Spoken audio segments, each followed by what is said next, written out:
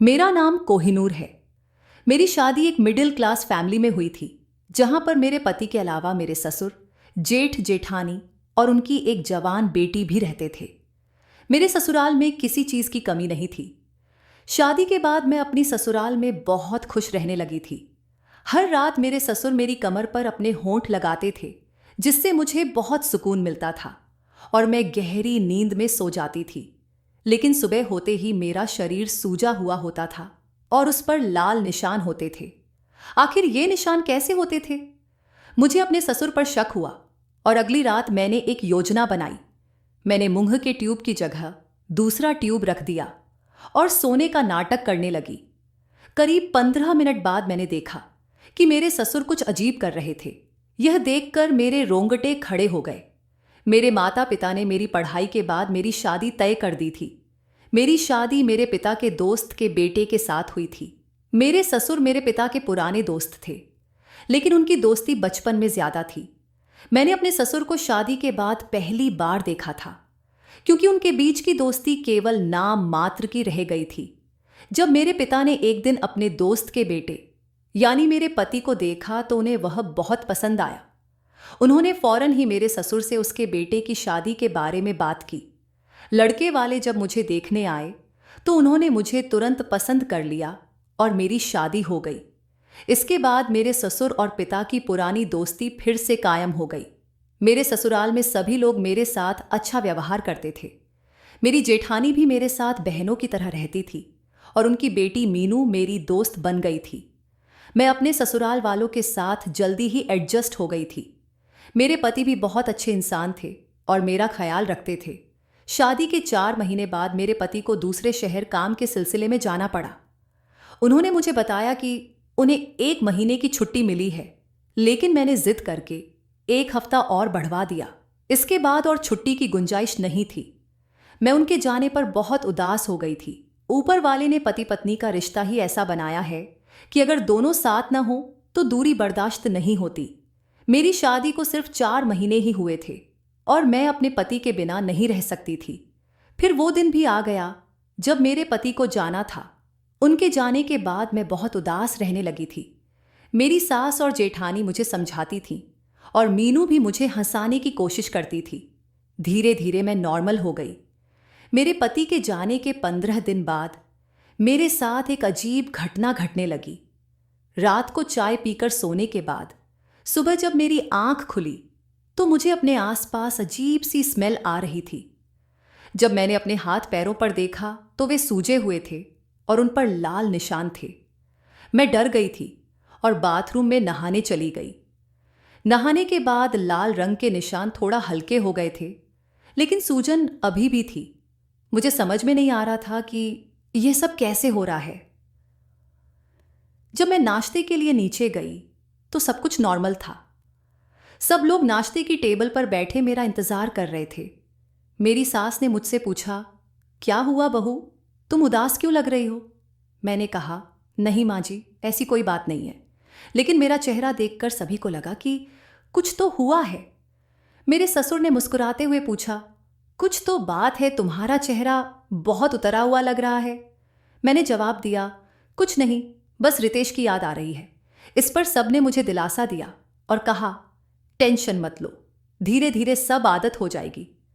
मैं सबसे पूछना चाहती थी कि मेरे हाथ पैरों पर लाल निशान कैसे आए, लेकिन मैंने कुछ नहीं कहा। मेरे हाथों पर हल्के हल्के निशान अभी भी थे। जेठानी की बेटी मीनू मुझसे पूछने लगी, आपके हाथों पर ये निशान कैसे आए? चाची जी, आपने अपने हाथों पर लिपस्टिक क्यों लगाई है? ऐसा लग रहा है कि शायद आपने लिपस्टिक ठीक से नहीं लगाई होगी, इसलिए उसे अपने हाथों से छुड़ाने की कोशिश की होगी। अब आपके हाथों पर निशान आ गए हैं। मीनू की यह बात सुनकर मुझे पक्का यकीन हो गया कि यह किसी का काम नहीं था। मैं बस उसकी बात पर मुस्कुरा दी। कुछ दिनों तक मेरे साथ ऐसा कुछ नहीं हुआ। मेरी सास की तबीयत खराब रहने लगी और सबका ध्यान उनकी ओर ही था। फिर एक दिन वही हुआ जिसका डर था। मेरी सास की तबीयत नहीं सुधरी और वे इस दुनिया से चली गई। वे बहुत अच्छी औरत थीं। उन्होंने कभी भी मेरे या मेरी जेठानी के साथ गलत व्यवहार नहीं किया। वे हम दोनों को अपनी बेटियों जैसा प्यार करती थीं। उनकी मोहब्बत आज भी मेरे दिल में ताज़ा है, लेकिन शायद उनकी जिंदगी इतनी ही लिखी थी। मेरी सास की मौत पर मेरे पति भी घर वापस आ गए थे। मैंने अपने पति को काफी सहारा दिया, क्योंकि वे अपनी मां की अचानक मौत पर बहुत दुखी थे। लेकिन एक दिन उन्हें वापस काम पर जाना पड़ा। सास की मौत के 10 दिन बाद मेरे पति फिर से चले गए। मैं उस घटना को भूल चुकी थी जो मेरे साथ पहले हुआ था। लाल निशान और मुंह की स्मेल वाला वाकया मेरे दिमाग से निकल गया था। सास की मौत के बाद घर में मायूसी का माहौल था। दुख तो दिल में था, लेकिन जीवन रुकता नहीं है। सब धीरे धीरे अपने रूटीन पर वापस आ गए। एक दिन मेरी कमर में बहुत दर्द हो रहा था। मेरे ससुर ने मेरी शक्ल देखी और पूछा, क्या हुआ बहू, तबीयत तो ठीक है? मैंने कहा, कुछ नहीं, बस आज मेरी कमर में बहुत दर्द हो रहा है। मेरे ससुर मेरे पास आकर बैठ गए और मेरे सिर पर हाथ फेरकर कहने लगे, बहू, बुरा मत मानो तो एक बात कहूं, मैं तुम्हारी कमर पर मलहम लगा देता हूं, तुम्हारी कमर का दर्द ठीक हो जाएगा। उनकी यह बात सुनकर मुझे झिझक महसूस हो रही थी। मैंने कहा, नहीं, मैं खुद लगा लूंगी, आपको लगाने की कोई जरूरत नहीं। वे हंसकर बोले, इसमें क्या बड़ी बात है, तुम भी तो इस घर की ही मेंबर हो, इतना तो मैं तुम्हारे लिए कर ही सकता हूं। तुम्हारी सासू मां की भी कमर में दर्द रहता था। मैं उनकी कमर पर रोज मलहम लगाता था और अच्छे से मालिश करता था। इससे कमर का दर्द चुटकियों में गायब हो जाता था। आखिर में झिझकते हुए मैंने मान लिया। उस दिन घर के सब लोग मंदिर गए हुए थे, सिर्फ मेरे ससुर ही घर पर थे। मैं कमर के दर्द की वजह से मंदिर नहीं जा पाई थी। मैं लेट गई और मेरे ससुर अपने कमरे से मलहम लेकर आए और मेरी कमर पर लगाने लगे।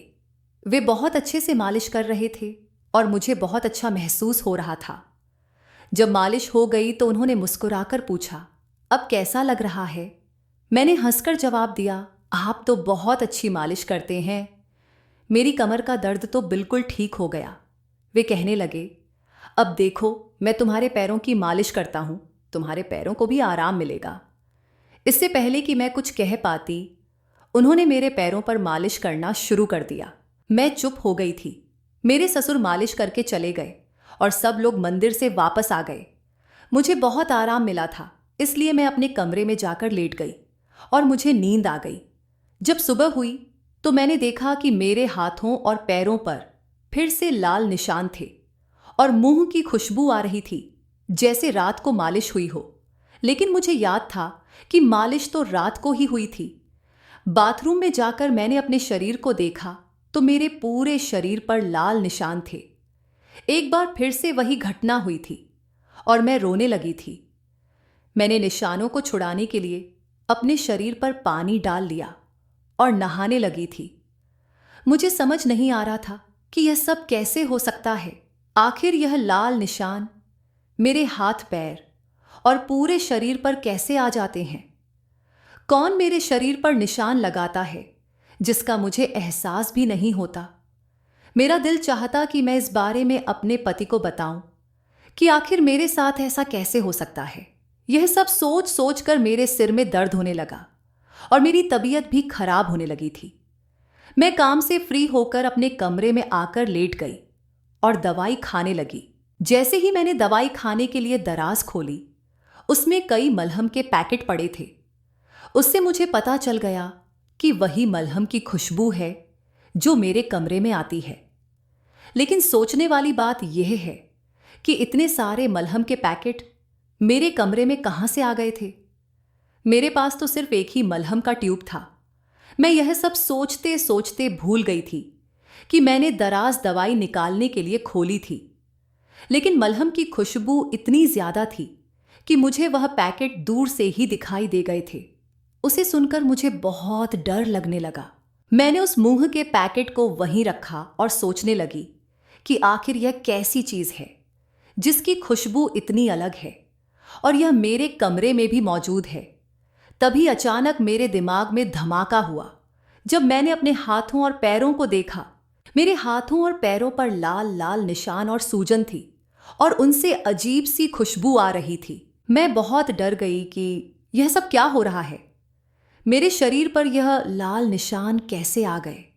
और यह मुंह का पैकेट क्या है? ऐसा लग रहा था जैसे कोई इसका इस्तेमाल करता हो और मुझ पर भी किया हो। मैं कमरे से बाहर चली गई और सामान्य तरीके से काम करने लगी। इसके बाद मैंने किचन में जाकर नाश्ता बनाया और सारा दिन काम करती रही। लेकिन मुझे बहुत टेंशन हो रही थी कि शायद आज रात फिर से कुछ होगा, लेकिन मैं गलत साबित हुई। अगले दिन सुबह उठी तो फिर से मेरे शरीर पर लाल निशान और सूजन थी। यह सब देखकर मेरी जोरदार चीख निकल गई और पूरे घर में गूंज उठी। मेरी चीख सुनकर मेरी जेठानी और मीनू भी मेरे कमरे में आ गई। मेरे शरीर पर लाल निशान और सूजन देखकर वह हैरान रह गई और मुझे बड़े गौर से देखने लगी। मेरी जेठानी ने पूछा, ये लाल निशान कैसे लगे हुए हैं? मुझे समझ नहीं आ रहा था कि मैं क्या करूं। मैंने हिम्मत करके उन्हें बताना शुरू किया कि यह सब कैसे हुआ और कितने दिनों से हो रहा है। मेरी जेठानी और मीनू मुझे बड़े गौर से देख रही थीं और फिर मेरी जेठानी ने कहा, तुमने रात को कुछ खा लिया होगा जिससे तुम्हारा शरीर सूज गया है, और यह तो लिपस्टिक के निशान हैं। शायद तुमने खुद अपने शरीर पर लगाए होंगे और धोए बिना ही सो गई होगी। इसी वजह से तुम्हारे कपड़ों पर लिपस्टिक लग गई है। ये बातें सुनकर मैं और भी ज्यादा रोने लगी और सोच में पड़ गई कि इन्हें कैसे यकीन दिलाऊं कि मैंने ऐसा कुछ नहीं किया।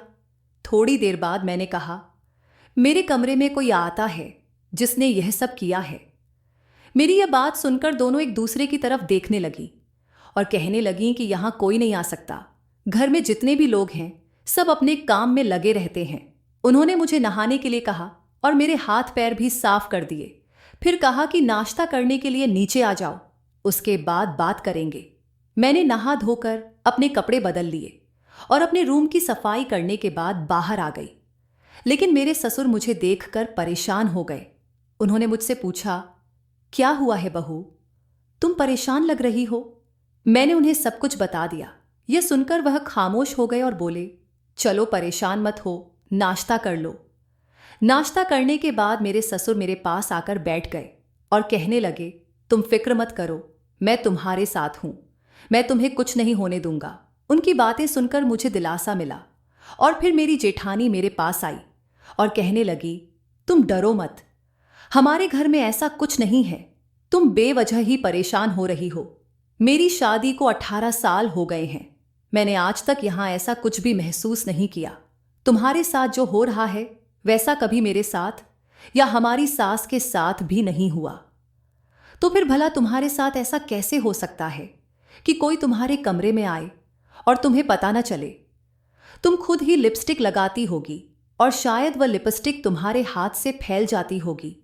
इस वजह से तुम्हें पता नहीं चलता होगा, तुम ही भूल गई होगी और तुम्हें नींद आ जाती होगी। यह सिर्फ तुम्हारा भ्रम है और कुछ नहीं। अपनी जेठानी की बातें सुनकर मैंने उनकी तरफ देखा और कहा, भाभी, आप कैसे कह सकती हैं कि यह मेरा भ्रम है? मैं इतनी बड़ी बात कैसे भूल सकती हूं? इसके बाद मेरी जेठानी मुझे समझाने की कोशिश करने लगी, लेकिन मैं कैसे मान सकती थी, क्योंकि जो मेरे साथ हुआ था वह बहुत ही अजीब था। अब मैंने समझ लिया था कि जो करना होगा मुझे खुद ही करना होगा। ये लोग मेरी बात को कभी नहीं समझ सकते। आखिरकार मुझे उनकी बातों में हाँ मिलानी पड़ी। मैं रोज की तरह अपने कामों में बिजी हो गई। अगले दिन सुबह उठी तो फिर से वही सब हुआ जो हो रहा था। मेरे शरीर पर लाल निशान मौजूद थे और कमरे से बहुत तेज मुंह की खुशबू आ रही थी। मगर आज मुझे हैरानी नहीं हुई, बल्कि मुझे बहुत गुस्सा आ रहा था। अब मुझे किसी भी हालत में इस सच्चाई का पता लगाना था कि मेरे साथ ऐसा क्यों हो रहा है और यह सब कौन कर रहा है। कौन है इस हरकत के पीछे जो बार बार मुझे परेशान करता है। मैंने कुछ सोचा और फिर दरवाजा खोला, जहां अब तक वह मूंग के पैकेट मौजूद थे। मेरे दिमाग में एक बात आई कि कहीं यह वही तो नहीं जिसकी वजह से मुझे बेहोश होकर नींद आ जाती है। इसमें कुछ तो गड़बड़ है। मैं कुछ समझ ही नहीं पा रही थी, मगर अब राज खुलने वाला था। मैंने जल्दी से 2 पैकेट मंगवाए और जो पैकेट मेरे पास थे उनसे मिलाया। दोनों में काफी फर्क था। मार्केट से मंगाया हुआ पैकेट कुछ और था और जो मेरे रूम में रखा हुआ था वह कुछ और। फिलहाल मैंने पुराने पैकेट हटा दिए और नए रख दिए। अब मुझे जानना था कि यह अजीब हरकत कौन कर रहा था। जैसे जैसे रात करीब आ रही थी, सच्चाई जानने का मेरा उत्साह और भी बढ़ता जा रहा था। आखिर रात हुई, सब लोगों ने मिलकर खाना खाया और अपने अपने कमरों में सोने चले गए। मैं जैसे ही कमरे में गई तो जानबूझकर सोने का नाटक करने लगी। आज मुझे हर हाल में उस इंसान का पता लगाना था जो मेरे साथ रोज रात को ऐसा कर रहा था। रात के 12 बज चुके थे। तभी अचानक मेरे कमरे का दरवाजा खुला और मेरे ससुर अंदर आए। मैं चुपके से आंखें खोलकर सब देख रही थी। मेरे ससुर के हाथ में एक पैकेट था। उनका इस समय कमरे में आना मुझे बहुत अजीब लग रहा था। आखिर इस समय उनके कमरे में क्या काम हो सकता है? तभी मुझे एक आदमी की आवाज सुनाई दी। मेरे ससुर के साथ कोई और भी था। मैंने किसी तरह आंख खोलकर देखा तो मेरे ससुर के साथ एक और आदमी भी था जिसका हुलिया बहुत अजीब था। वह जादू टोना करने वाला तांत्रिक बाबा लग रहा था। मुझे अपने कमरे में उन्हें देखकर बहुत डर लग रहा था, लेकिन मैं खुद को संभाल रही थी। मेरे दिमाग में अजीब अजीब ख्याल आ रहे थे। तभी वह आदमी मेरे सामने आकर बैठ गया। मैंने सोने का नाटक जारी रखा। मेरी आंखें बंद थीं और उसने मेरे ससुर से कुछ कहा। ससुर उसकी बात मानते हुए मेरे पास आकर बैठ गए और मुंह निकालकर मेरे पैरों पर लगाने लगे। शायद यह वही पैकेट था जो मैंने ड्रोन में रखा था। उसके थोड़ी देर बाद धीरे धीरे मेरे ससुर मेरे पूरे शरीर पर मलने लगे। मुझे मुंह की तेज स्मेल आ रही थी। यह सब मैं अच्छी तरह से महसूस कर रही थी।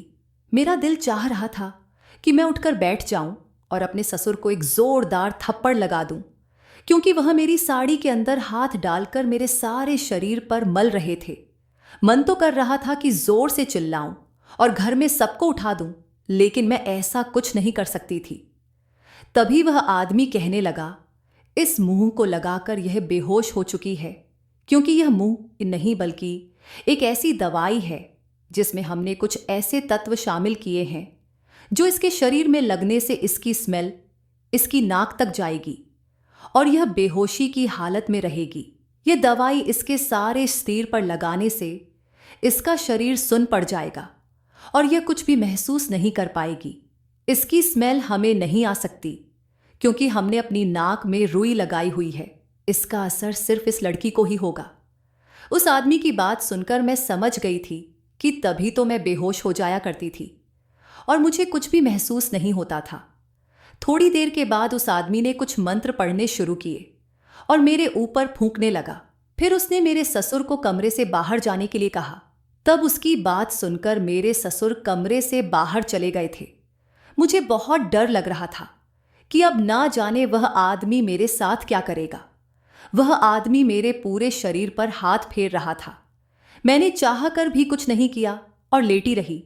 पता नहीं क्या कर रहा था। मेरे शरीर से जान ही निकल रही थी। मेरा दिल जोर जोर से धड़क रहा था। तभी उस आदमी ने मेरे शरीर पर कुछ लाल लाल सा लगाने शुरू किया। वह मेरे शरीर पर जगह जगह लगा रहा था। यह सब करने के बाद उसने मेरे ससुर को कमरे में बुला लिया। मेरे ससुर जब कमरे में आए तो वह टिके कहने लगे, बस 2 दिन और बाकी हैं। मुझे इसके साथ यही इलाज दोबारा करना है। इसके बाद तुम्हारी बहू तुमसे मोहब्बत करने लगेगी। उस आदमी की बात सुनकर मेरा शरीर कांप उठा। मुझे ऐसा लगा जैसे मेरी जान निकल रही हो। मेरा दिल बुरी तरह से डर रहा था कि आखिर यह सब मेरे ससुर मेरे साथ करवा रहे थे। यह बात सुनकर मेरा ससुर जोर जोर से हंस रहा था और कहने लगा, मैं तो यही चाहता हूं मेरी बहू मुझ पर फिदा हो जाए और मेरे बेटे को छोड़कर मुझसे मोहब्बत करने लगे। मैं इस लड़की को बहुत चाहता हूं। इतना कहकर वे लोग मेरे कमरे से चले गए। लेकिन मैं अपने आप को देखकर बहुत घबरा गई थी। मैंने कभी सोचा भी नहीं था कि यह हकीकत होगी। मेरे ससुर मेरे साथ ऐसा कर सकते हैं और मुझ पर इतनी गंदी नजर रख सकते हैं। वे लोग कमरे से जा चुके थे। मैंने उठकर जल्दी से कमरे को अंदर से बंद कर लिया और नहाने चली गई। मैंने अपने शरीर से सारे निशान साफ कर लिए और सोचने लगी कि आगे क्या करूं। रात का 1 बज चुका था जब मैंने अपने पति को फोन किया और सोचने लगी कि अब क्या करूं। शायद मेरे पति सो रहे थे। काफी बार कॉल करने के बाद उन्होंने आखिरकार मेरी कॉल रिसीव कर ली। मैंने अपने पति से रोती हुई आवाज में बात की।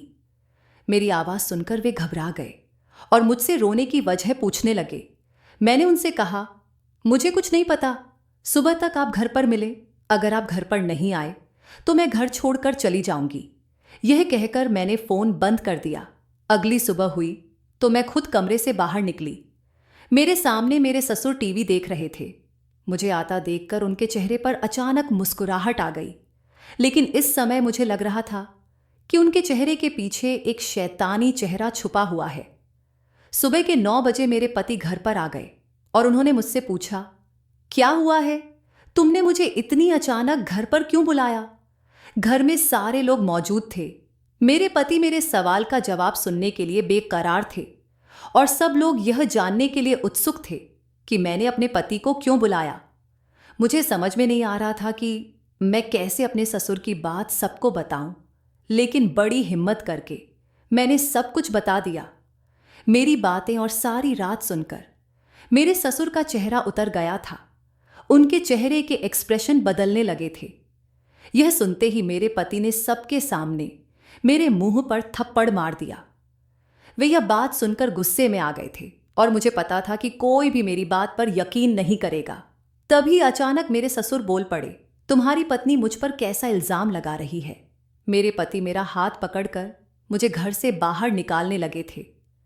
जब मैंने उनसे सबूत दिखाने के लिए कहा और फिर हाथ छुड़ाकर अपने कमरे में भाग गई और जल्दी से वह कैमरा लेकर आई जिसमें मैंने रात की सारी हरकत रिकॉर्ड कर ली थी।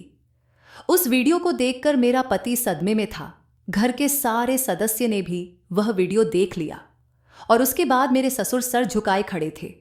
मेरे ससुर मेरे और मेरे पति के पैर पकड़कर माफी मांगने लगे और कहने लगे, मुझे माफ कर दो। मैं बहू की खूबसूरती में बह गया था। जिस दिन से यह शादी करके आई है मैंने उसको बहुत पसंद कर लिया था, इसलिए मैं तांत्रिक बाबा से इसके ऊपर जादू टोना करवा रहा था। फिलहाल जो भी हुआ था अच्छा नहीं हुआ था। सब घर वालों के सामने मेरी इज्जत को तार तार कर दिया गया था। एक तरफ मेरे पति की पत्नी थी और दूसरी तरफ उनके पिता थे। मेरे पति अपने बूढ़े पिता को इस बुढ़ापे में घर से बाहर नहीं निकाल सकते थे, इसलिए वे मुझे ही अपने साथ दूसरे शहर लेकर चले गए जहां पर वे काम करते थे। लेकिन मेरे पति ने अपने पिता से सारे संबंध खत्म कर दिए थे। यह सब हालात देखकर मेरी जेठानी ने भी अलग घर ले लिया था। अब उस घर में मेरे ससुर अकेले ही रह गए थे। मेरे ससुर पछतावे के सिवा कुछ नहीं कर सकते थे और वे बुरी तरह से पछताते थे कि उन्होंने ऐसा क्यों किया था। मेरे जेठ बस उनको खाना देने चले जाते थे, बाकी उनसे कोई भी बात नहीं करता था और उनके सारे काम के लिए उनके घर पर नौकरों को लगा दिया गया था। मैं अपने पति के साथ दूसरे शहर में खुश रहती हूँ, लेकिन आज भी मुझे अपने ससुर की इस गंदी हरकत पर बहुत अफसोस होता है। वह मूड नहीं था, बल्कि उसके अंदर कुछ गलत दवाई थी जो मेरे शरीर पर लगाने के बाद उसे सुनकर देती थी और वह तांत्रिक बाबा मेरे शरीर के सारे हिस्सों पर लाल रंग लगा दिया करता था। उस दवाई की वजह से मेरा शरीर सो जाता था और वह बाबा मेरे साथ जो भी करता था मुझे कुछ पता नहीं चलता था। यह सब मेरे लिए बहुत डरावना था। मेरे पति ने मुझसे वादा किया कि वह मुझे किसी के हवाले नहीं छोड़ेंगे, बल्कि हमेशा मेरा ख्याल रखेंगे। अब मैं अपने पति के साथ बहुत खुश हूं। दोस्तों, मिस करती हूं। आपको हमारी कहानी पसंद आई होगी। अगर कहानी पसंद आई है तो वीडियो को लाइक करें, चैनल को सब्सक्राइब करें और नोटिफिकेशन जरूर दबाएं ताकि अगली अपडेट सबसे पहले आपको मिले।